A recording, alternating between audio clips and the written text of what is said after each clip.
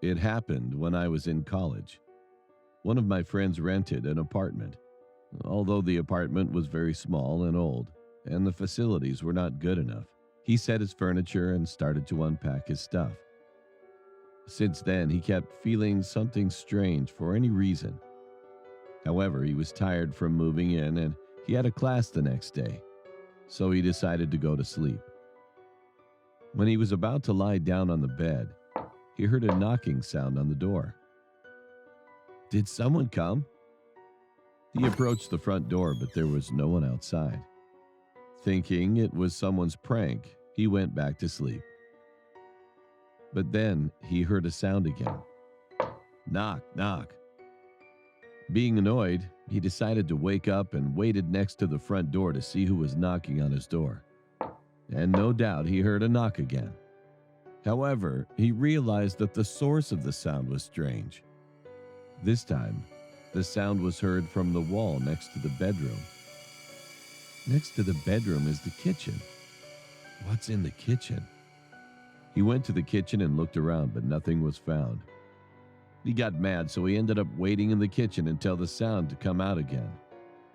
And this time, the sound came from his bedroom. Scared by the strange phenomenon, he went out of the apartment and looked inside the house.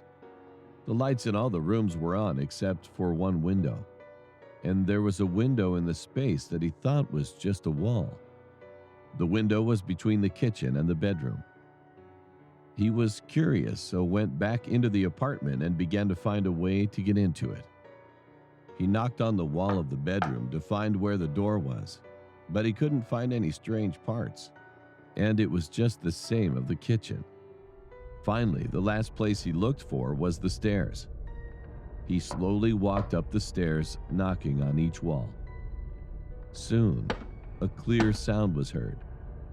Out of curiosity, he ripped the wallpaper off that part and looked inside, but the inside was blocked with a window. It was so dark that he could not see anything inside. In addition, he eventually felt strange, so he ended up sleeping in his girlfriend's house that day. Then the next morning, he went back to the room with his girlfriend. When he lit the inside with a flashlight, he could see the completely worn, rusty bed, a broken toilet, and sink. As soon as he saw the window, there was a white bone in old clothes. The two ran out screaming in fear and reported to the police. They arrived soon after and ripped off all the secret room, and one body was found inside that was rotten and left only a bone. Later, it turned out that the body was a man who went missing around the time this apartment was built. He was rumored to have raped the constructionist's daughter, and the owner always would say that he's going to get revenge for her. The police investigated the owner after that man's missing. However, since there was no evidence, he was soon released and then died shortly after. The police reported that the man had scratched the wall so that his fingernails were all broken, and the wall was covered with blood.